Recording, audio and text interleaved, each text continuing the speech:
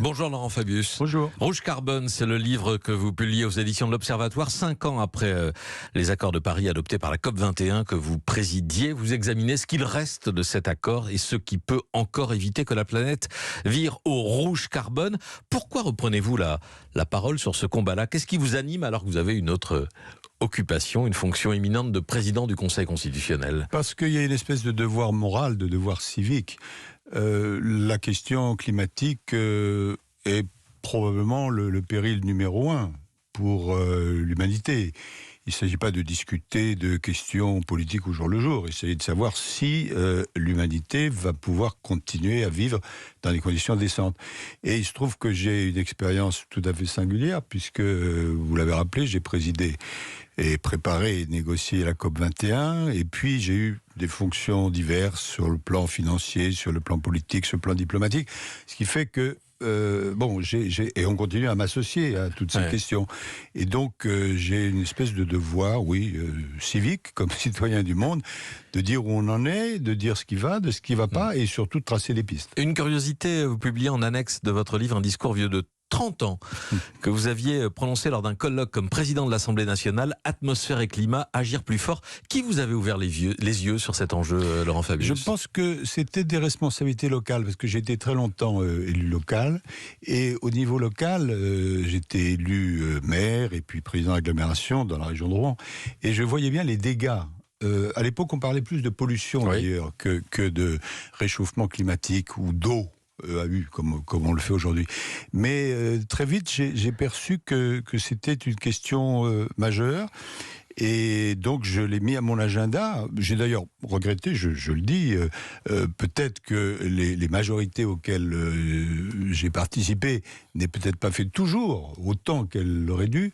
Mais comme, en plus, il y a 5 ans, j'ai présidé l'accord de Paris, qui est le seul accord mondial, et vraiment la référence mondiale dans ce domaine, j'ai continué à filer, à surveiller tout ce qui concerne cette question du dérèglement climatique. Alors, la situation d'aujourd'hui, la crise sanitaire a largement pris le pas sur la crise climatique, et vous y voyez, c'est l'épilogue de votre livre, une contradiction gigantesque dans la réaction des gouvernements et dans la perception des opinions publiques. On a moins peur du dérèglement climatique que du coronavirus, écrivez-vous. Oui, j'appelle ça un giga-paradoxe, et c'est tout à fait ce que vous venez de résumer.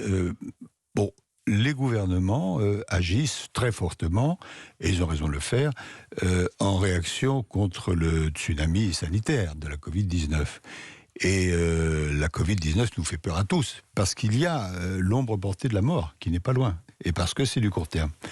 Mais quand on regarde les questions d'un petit peu plus haut, on constate que la mutation climatique, c'est pas simplement une crise, c'est une mutation, qu'elle va durer longtemps, qu'elle a des conséquences, y compris sanitaires, encore beaucoup plus graves que la Covid-19, et là, il n'y a pas de vaccin. Alors, comment expliquer que dans un cas, il y ait des réactions très fortes, et dans l'autre, pas encore? Je pense que c'est le court-termisme de tous les responsables politiques, malheureusement, de presque tous. Et puis, c'est le fait que l'on ne voit pas aussi fortement que dans le cas de la Covid, les conséquences immédiates. Alors que, c'est un point sur lequel j'insiste, bien sûr, le dérèglement climatique, c'est une question de long terme, mais c'est aussi une question de court terme, pour une raison très simple, que beaucoup de gens même ne mesurent pas, c'est que quand sont envoyées dans l'atmosphère des émissions de CO2, puisque le CO2 est le principal élément qui explique le dérèglement climatique, ça ne retombe pas. Ça dure 10 ans, 20 ans, 100 ans. 100 ans. Et donc, plus on envoie de CO2, plus arrive un moment où on ne pourra plus réguler les choses. Et inverser la tendance. 2 crises qui produisent des injonctions contradictoires, parce qu'on voit que la crise sanitaire conduit à différer ou à annuler des mesures d'incitation, comme par exemple l'écotaxe sur le transport aérien, qui est l'une des recommandations de la Convention citoyenne sur le climat. Où est le bon chemin, selon vous, entre le sauvetage, par exemple, de l'aéronautique et de l'automobile et la baisse des émissions carbone? Je ne pense pas qu'il y ait de contradiction d'abord dans les causes, parce que, sans me lancer dans une longue explication, les scientifiques montrent que le dérèglement climatique est une des causes qui explique, par le biais de la déforestation, la Covid-19. Une des causes. Bon.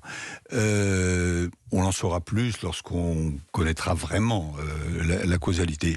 Et les gouvernements réagissent avec ce qu'on appelle des plans de relance partout dans le monde.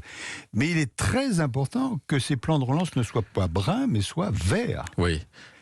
Alors, parfois, il y a des arbitrages à faire, je reconnais. Mais dans l'urgence, on conduit à financer, à sauver des vieilles industries, des industries carbonées, comme on dit. Oui, mais je pense que la prééminence du souci climatique sur beaucoup d'autres est absolument indispensable. Vous parlez de la taxe carbone. Bon, on a vu ça au moment des Gilets jaunes. Bon.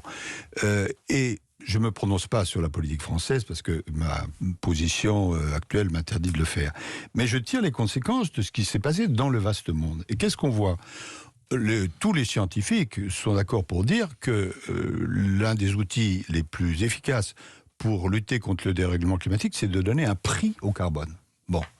Simplement, on ne peut pas donner un prix au carbone comme ça et qui se traduise par une taxe carbone qui tombe du jour au lendemain. Il faut toujours avoir à l'esprit plusieurs choses. Ça, c'est vraiment la leçon qu'on tire de ce qui se passe partout. D'une part, il faut différencier selon les catégories sociales. Parce que les victimes, il y a une grande inégalité au sein des victimes. D'autre part, il faut que les fonds qui sont récoltés servent vraiment à la protection du climat et que ça ne tombe pas dans un puits sans fond.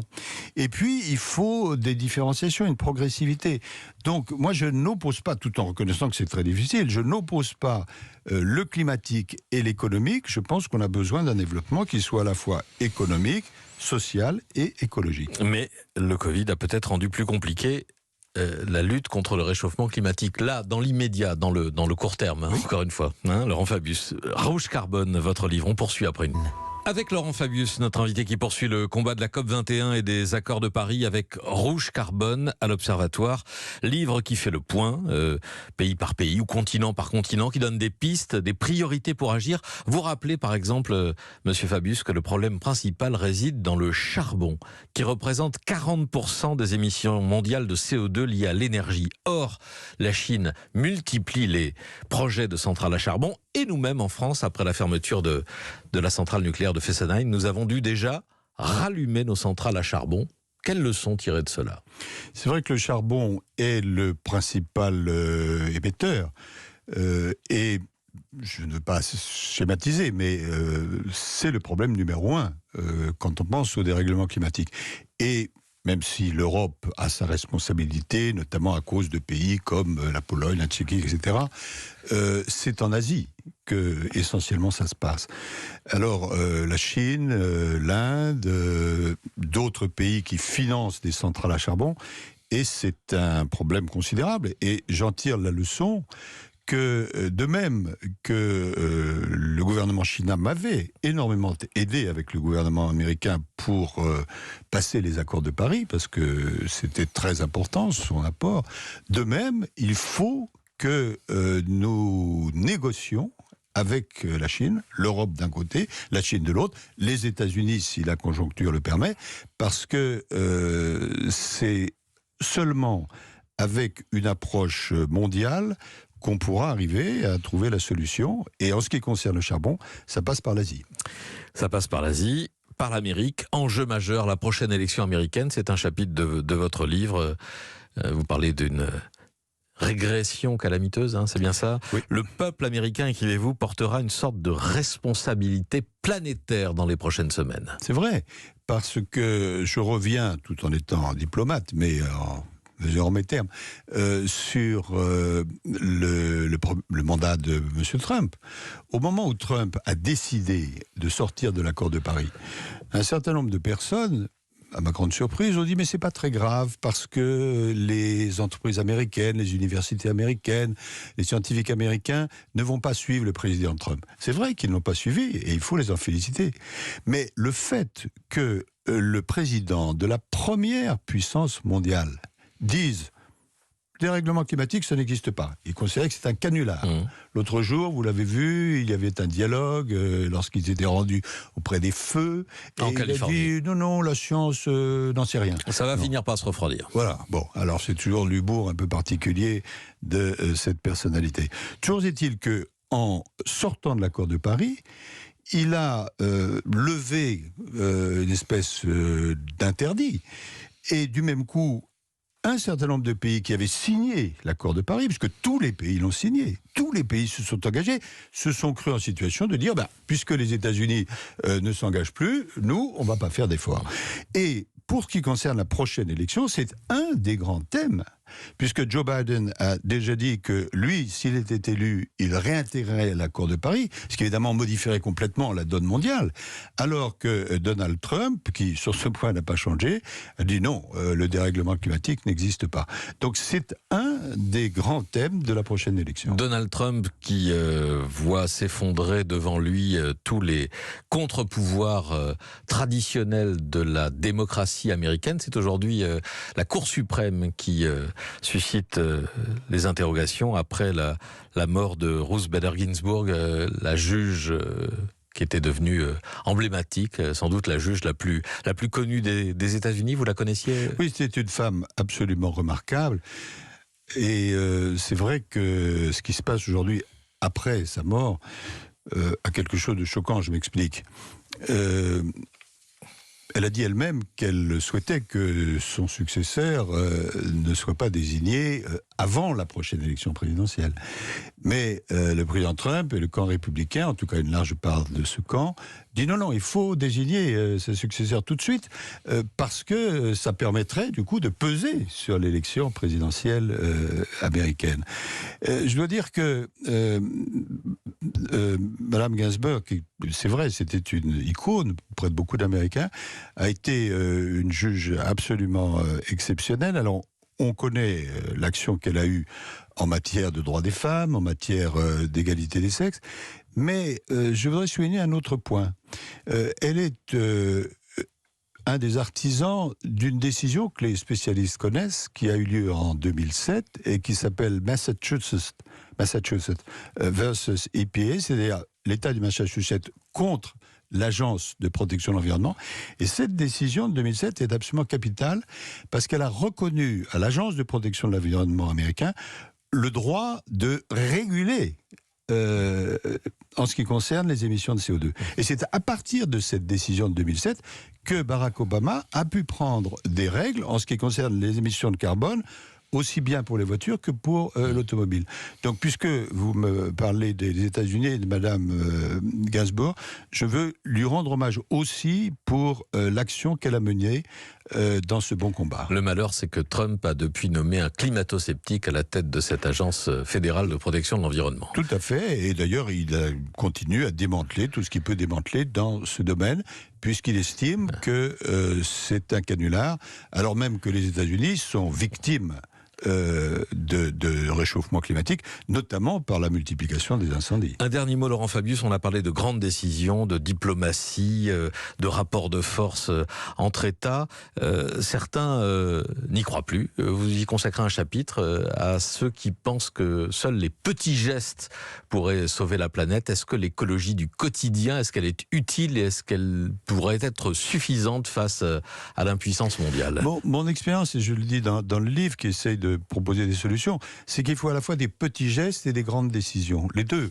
Les gouvernements ont une responsabilité très forte et les citoyens peuvent influer sur les gouvernements. Les entreprises, dont beaucoup ont fait d'ailleurs un bon travail, ont une responsabilité, les maires aussi, mais nos petits gestes à nous. Des choses qui paraissent banales, très modestes, comme ne pas utiliser du plastique, comme prendre plutôt une douche qu'un bain, etc. Et on a calculé cependant ce que représenterait le fait que tous les Français, 24 heures sur 24, prennent tous les gestes qu'il faudrait.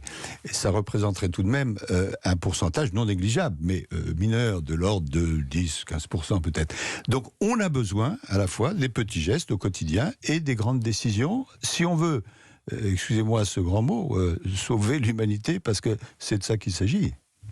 Rouge Carbone aux éditions de l'Observatoire. Merci beaucoup Laurent Fabius Merci de à vous. nous en parler.